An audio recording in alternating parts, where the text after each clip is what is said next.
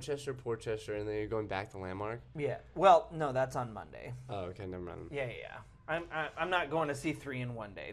Listen, I like the movies. I don't like the movies that much. That's sad. You can start there if you want, or we can start here. I don't care where you want to start it. I'm so happy. We have war movies back in the theaters.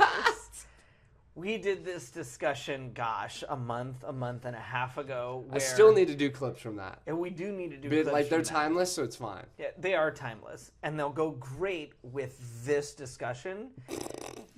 And I'm going to try and keep us on track and not talk about 200 of my favorite war films ever.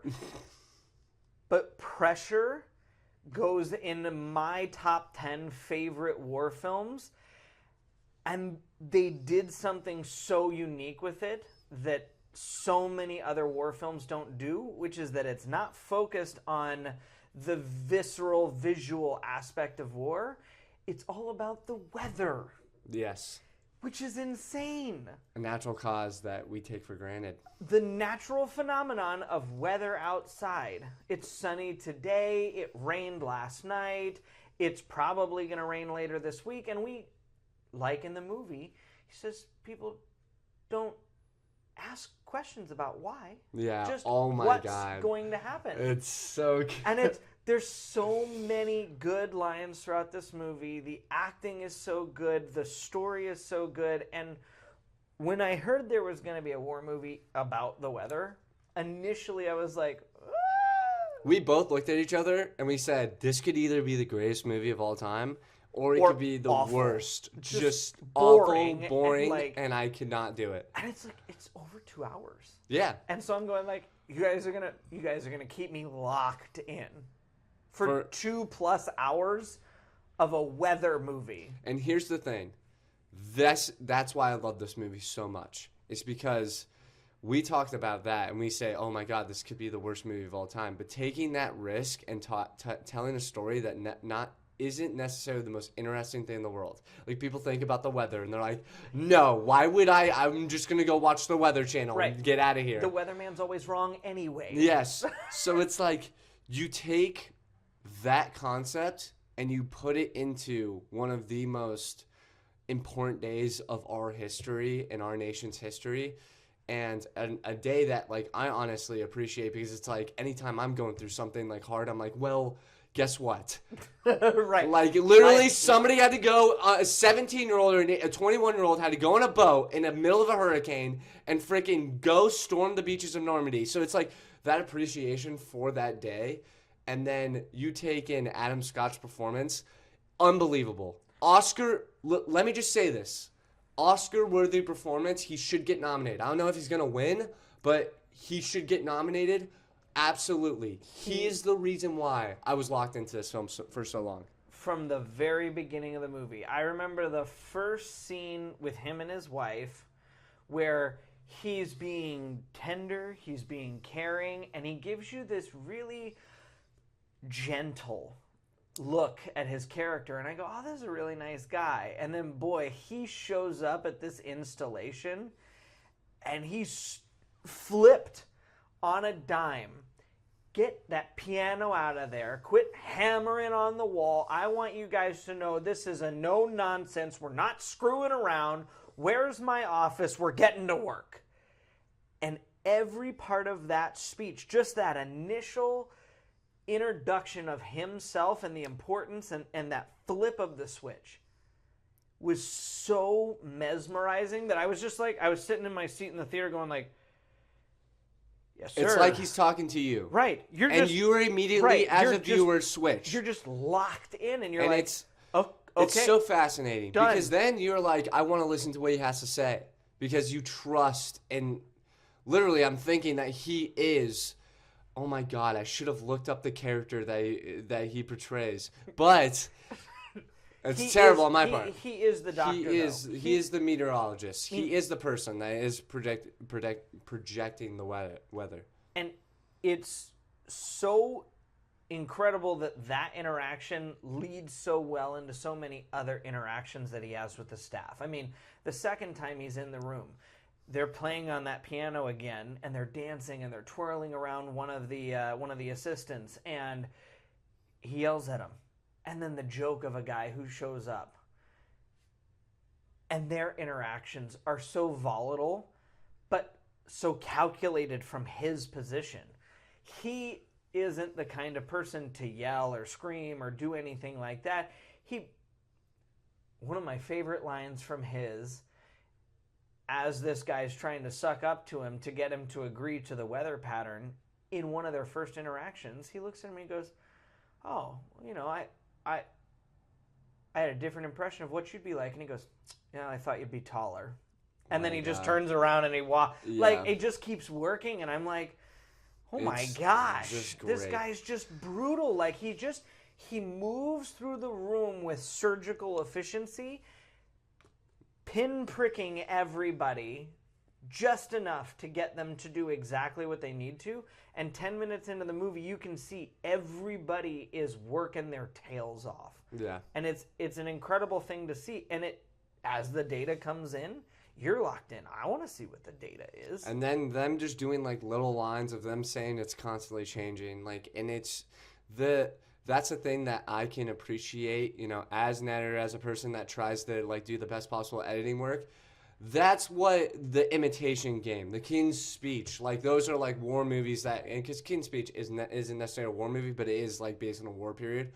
But that's what I can appreciate. It's taking something so simple but making it fascinating, like making their process amazing, showing the balloon go up into the atmosphere and then exploding, adding in like scenics of like weather patterns and stuff like that. So the editing not only does the acting keep you in, because Brendan Fraser's amazing in this. I mean, it's we haven't even talked about him yet. Yes. But this was a great performance. I mean, his comeback to acting is amazing. You had The Whale. I haven't seen the movie. I'm sorry. I apologize for that. But I know it's a great performance because he won an Oscar for it, and people appreciate that performance. I've seen clips of the movie, and his comeback to acting, his comeback to stardom, I would say, is just phenomenal. Well, and he puts himself so fully dedicated into this role. I disliked his character from the second he was on the screen. Yep. And that's exactly who this general is supposed to be. He's not a well-liked guy. I mean, this is the guy who decides when D-Day happens. And not only that, them showing the Tiger Strike that went wrong in the beginning is perfect, because then you honestly are like, you understand his character. Right. You understand the viscosity that he goes around with towards everyone else. He ran a drill where one thing was wrong and thousands of men died. And now he's carrying this weight. And so you can feel that weight because of his acting, because you got to see it at the beginning of the movie, all wrapped up into one with him throughout the movie. And so even though you don't like him, you're like, well, I kind of get it though. Yes. Like that one mistake. One mistake. It's so good. He's doing this on a scale of 10 times the size. Yeah. And the line that really sunk that in for me was, I decide when D-Day happens. And then the guy leaves his office and he sort of just slumps down in his chair. Like his whole body sort of just exhales. Yes. And I was like, that right there. It's such a small thing, but it makes such a big difference. And even when he's with Carrie Condon's character and the assistant, and he goes and he says, I wrote it was my fault. It was my call. Like he took, like, that's the thing. In the defeat speech. That's the thing that I feel like when you're in a role like that, you have to get on. It's just like Jack Nicholson when he's like, you can't handle the truth. It's like the exact same thing. Yeah. It's and Tom Cruise is like yelling at him, but it's like the other side of it. It's the pressure of making that call, and it's putting you into that room. It's why I love those movies so much, and just other people, it's like, oh, it's so boring, like blah blah blah. No, dude, these are the movies I love so much, and I miss them because we're kind of not getting them a lot. No, we're but not. We haven't gotten a movie like this in years. Yes, and it's like the King's Speech, Imitation Game with Benedict Cumberbatch, like those movies, like are. And I know this movie didn't make a lot of money, like necessarily. Came out probably the wrong time, to be honest. But it's competing with a lot of really difficult movies. Yes. I mean, we're talking about it competing with Obsession, Obsession, Backrooms. Backrooms. Even He-Man, even though Masters He-Man... of the Universe. Yes. Like, you're coming out in a blockbuster set of movies, and like, for guys like you and me, this is a really great movie because we love war movies. Like, it was the greatest, thank God, because it was the greatest time. I was alone in the theater. It was unbelievable. Like, I was sitting in the center, and it was truly, like, in a small, intimate theater. Probably one of the best theater experiences I've ever had. I had the greatest movie theater experience with this. There was a father and a son in there. Oh, my God. There was a World War II vet in there. It's so good. And there was a boyfriend and girlfriend in there, and me. And the World War II vet was loving the movie, but emotional throughout the entire thing. The father kept quietly telling his son about all the little details. You know, Grandpa used to do that. Your grandpa would have been in that room. All of those little things, and I was like, that's what these movies are for, is to viscerally bring people into the history. And I was like, if watching the audience and the movie could have been a better experience, I don't know how you would have done it.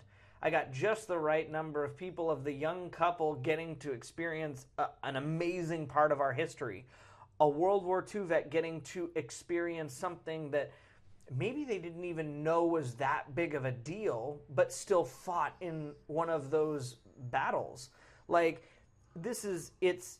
you get to see all of the different things when you come to movies like this, and getting to see those people show up in the theater was just as good as being able to see the movie. The experience was great. Yes, it's truly amazing.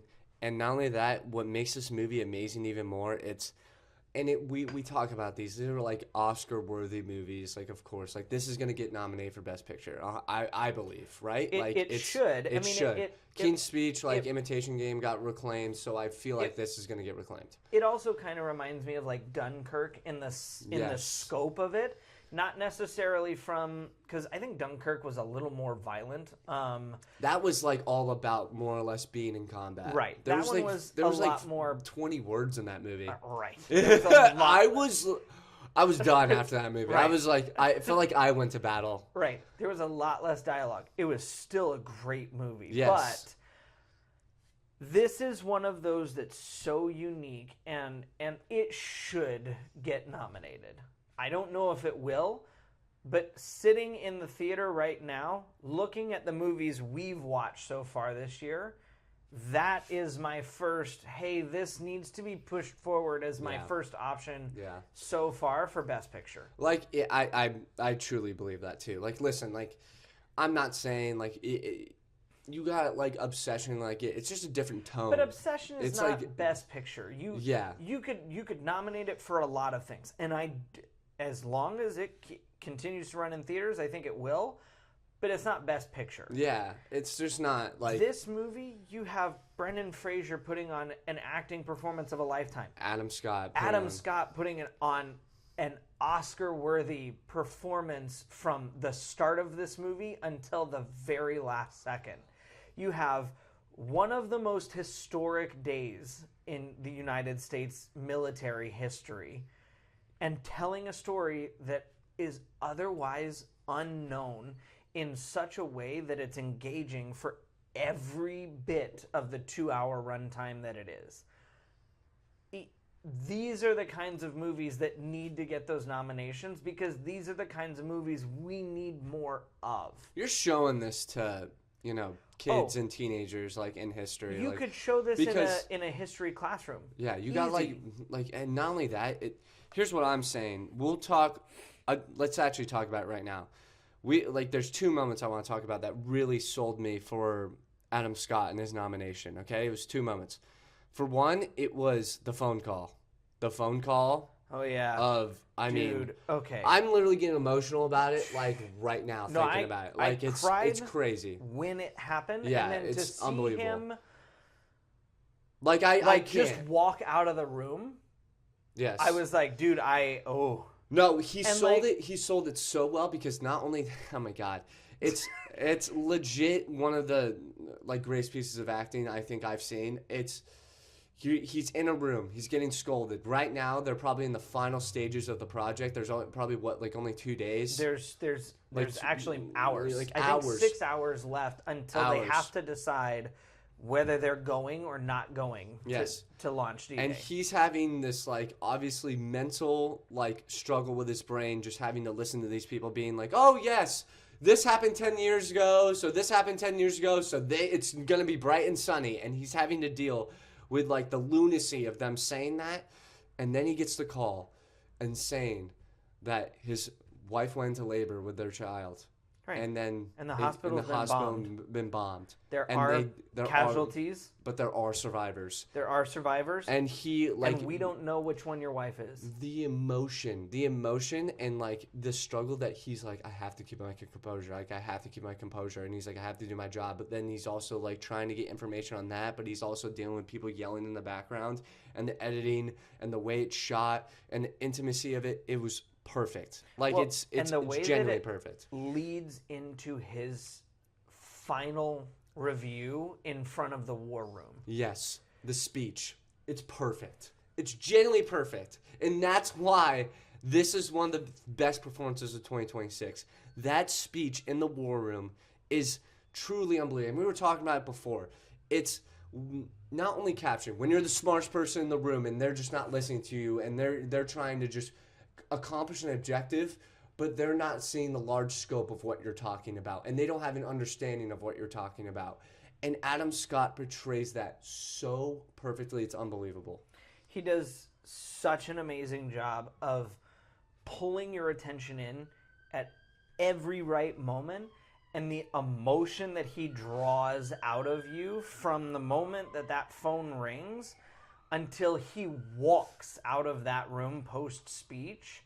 I mean, I was exhausted just from trying to contain all of the emotion that he's bursting through the screen with. And I mean, it was so well done. Like, if you want to talk about performances that were truly moving on the screen this year, that 20-minute period of this movie might be one of the most moving performances, and it's asterisked by the scene that comes about 10 minutes later. It's sunny outside. D-Day's been canceled. Everybody's in church on Sunday morning, and they're pissed because it's sunny outside, and D-Day's been canceled because there's supposed to be this torrential rainstorm. And Adam Scott's character is out on the front lawn, walking down to the church, stands in the doorway of the church, and with the sun rays clearly shining through on the bishop, on the choir as they're all singing hymns, he lets his shoulders slump and he dips out of the building to go sit under a tree like a disciple in distress. And then all of a sudden, the grass moves. And the shot pans out. So good. And the whole meadow starts to move. And then they do the scenic shots. And the clouds roll in, and you get the scenic shots, and it's raining, and Brendan Fraser stands up from his church pew as the first big roll of thunder comes in, and I get goosebumps sitting there in the theater as the lightning strikes, and it's pouring rain. Then Brendan Fraser walks out.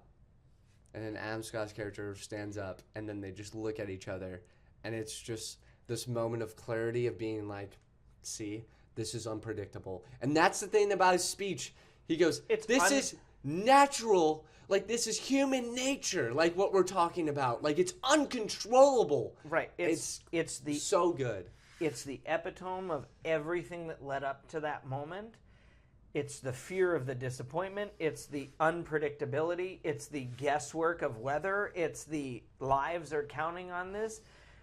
Led up to the ultimate relief of all that hard work that he's put in, all the stress he's been under, all while doing it without knowing whether or not his wife was okay. All led up to it.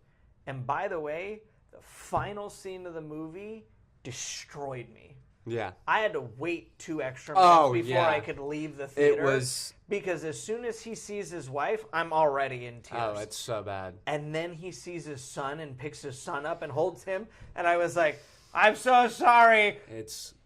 I was sobbing in that theater. Like, it was so beautifully done. And here's the thing. And I told you this too. This is a perfect...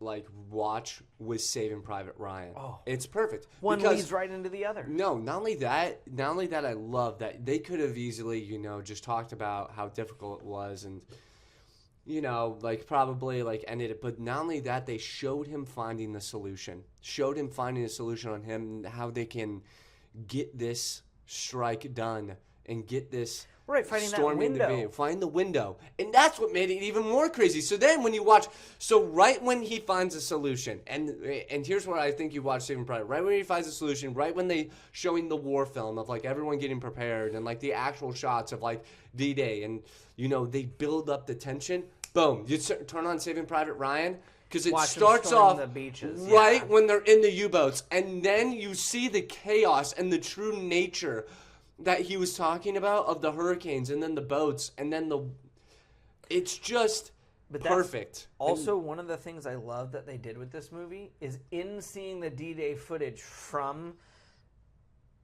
this movie's perspective, you got to see the weather elements of it. Yes.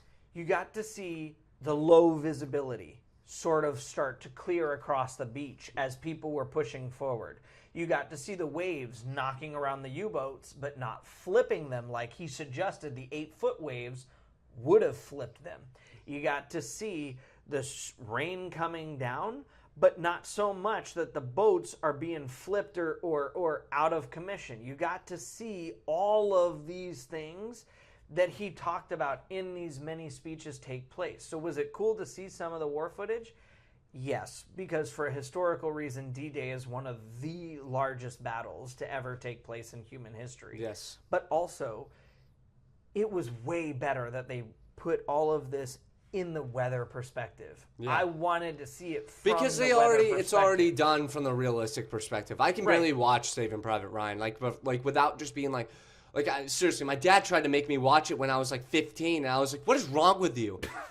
I was like, dude, but he's like, but it's such a hard watch. But he goes, you have to watch this movie. This is human history. This is human history, and you like think about this. They were like they weren't my age when I was watching, but they were like 17, 18, 19 years old. They were around that age, 21, and it's like, it's truly emotional. And just think about it, because he's like, listen, Brett, like truly, like they got on those boats, most of them like were probably. Kids.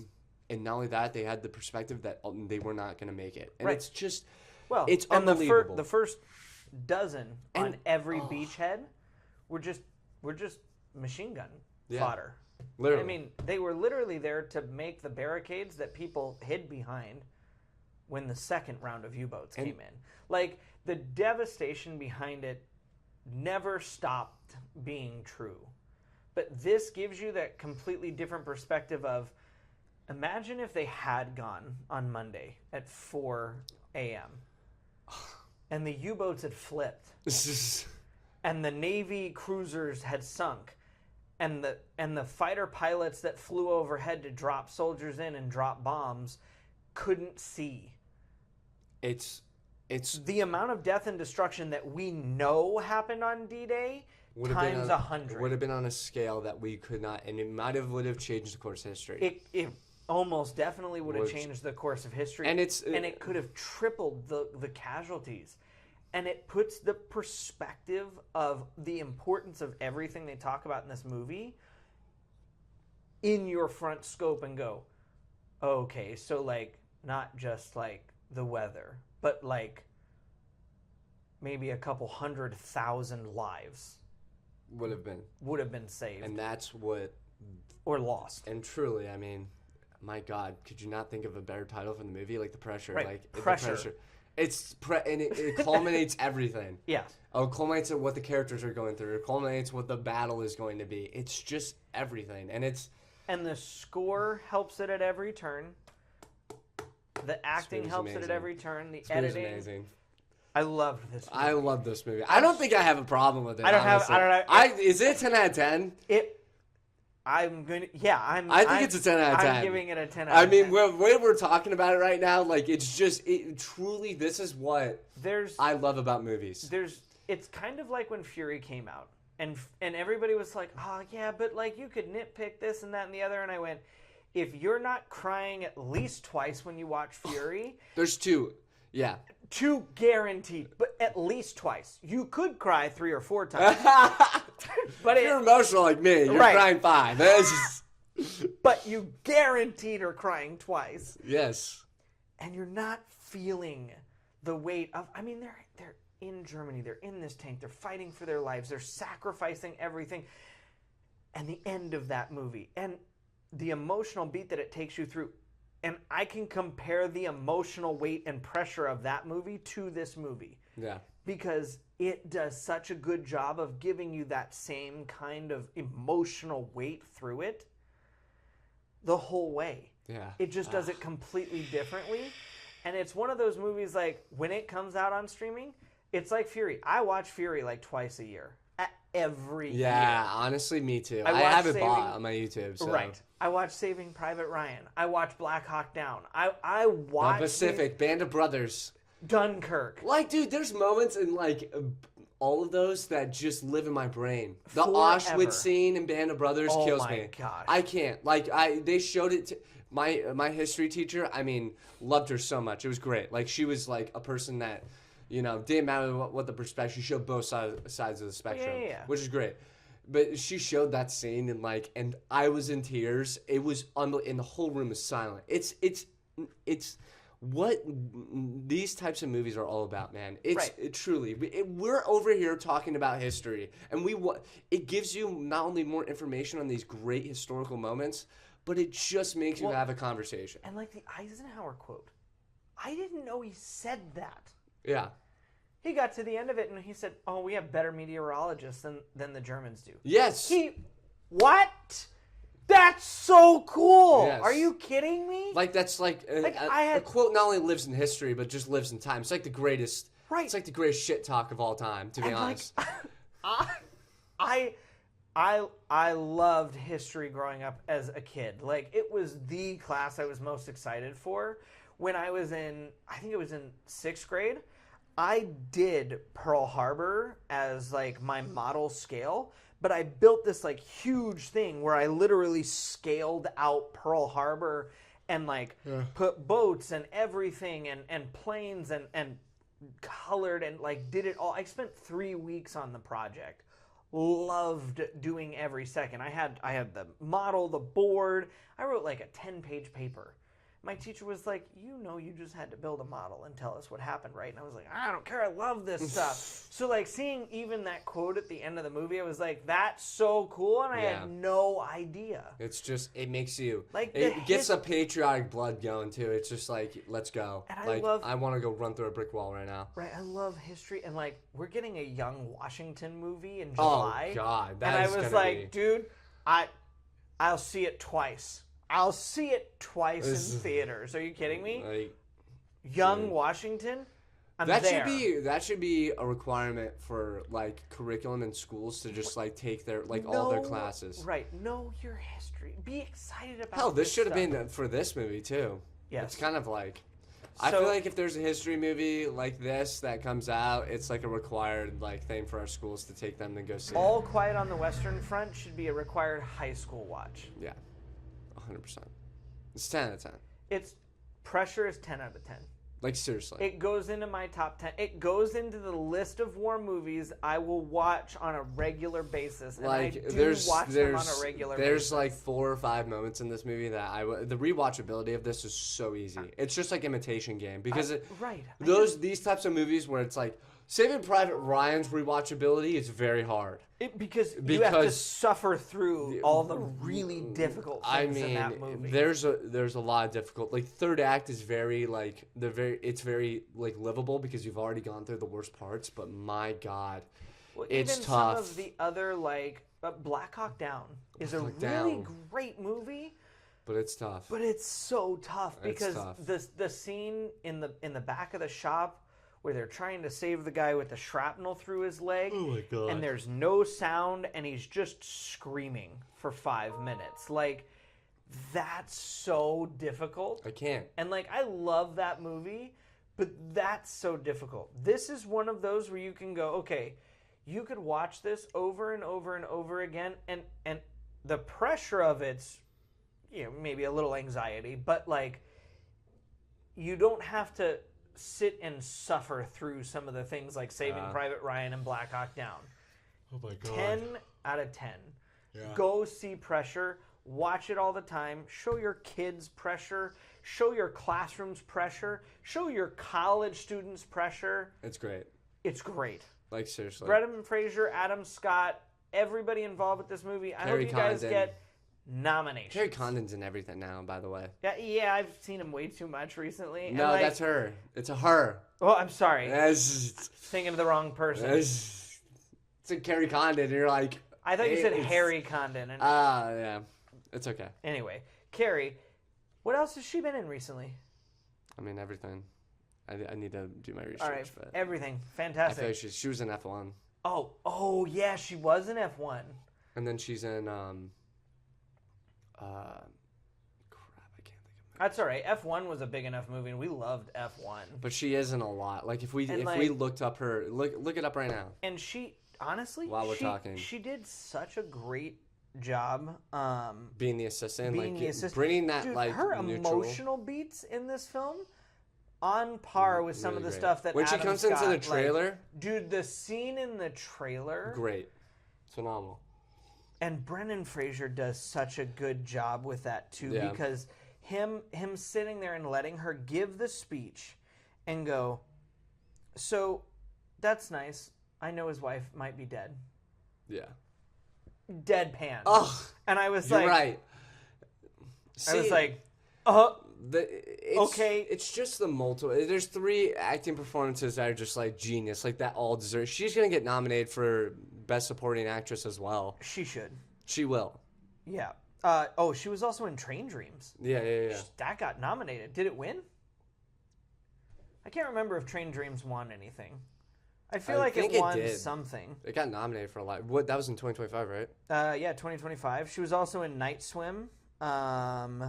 She was in Saints and Sinners 2023. She was in Ultron? Wow. Yeah. Okay, and Banshees of Inisherin, which I don't know, but it's okay. It's comedy. But either way, she's been in a lot. She's doing good things. Oh, this is Colin Farrell. Maybe I should watch this. I like Colin Farrell. Yeah. Anyway, she's been in a lot of great stuff recently. This whole crew deserves accolades. Yeah. You guys killed it. Nominations should get nominated for like also a lot. While we're talking about it, because we mentioned Obsession again, Maybe. horror movie fans, please show up to Pressure. Like horror movie fans are showing up to Obsession. Yeah. Because like come on. Me and Brett will show up to these movies. We will, but like I'm shocked. For movies that are this good, because Warfare got a lot of money. Warfare got and the it money. was like easy, like they didn't spend like $1 billion. They didn't spend $1 billion. One set, one location, bada bing. Right. If we want more movies like this, people have to show up to them. Yeah. And I realize that this kind of a movie hasn't come out in recent history, but we need more like this. So show up so when we have the opportunity for movies like this, we can get more. Yeah. I want more like this. I watched Troy and then I watched Pressure, and it was like the greatest movie experience I've ever had. Dude, you had an awesome movie after that. Because it was the first time I watched Troy. And then right. we by the way, we have to do I think we have to do an Odyssey preview because I just want to talk about like 20 minutes of like being like, I'm gonna compare this to Troy, and it's don't compare it to Troy. It's not the same story as Troy. I know, but still, But, okay, it's different. Did Nolan do Troy too? No, Who no did? Chance. Who did Troy? I can't remember. I need to remember stuff. You need to remember stuff. Like I'm so bad. I remember. I've watched these movies. You just did. I haven't. Wolfgang Peterson. Yeah, legend, because that was a great movie. I mean, it was phenomenal. Troy is phenomenal. Like, I don't know how when you go on to 53% on it's Rotten ridiculous. Tomatoes? It's ridiculous. It's insane. It's the most insane thing. We have to end this now. Because then we're just going to talk about that for but it's wild. It's wild. Stay tuned for the upcoming episode. That's what I'm saying. We have to rip Rotten Tomatoes. That's to crazy. shreds It's one of the craziest things ever. for a 53% on Troy. Pressure. Go see your war movies. 10 out of 10. Kid. Unbelievable. 10 Adam out of Scott, great. Nominated. Brendan Fraser, nominated. 10. Boom. Kerry Condon, nominated.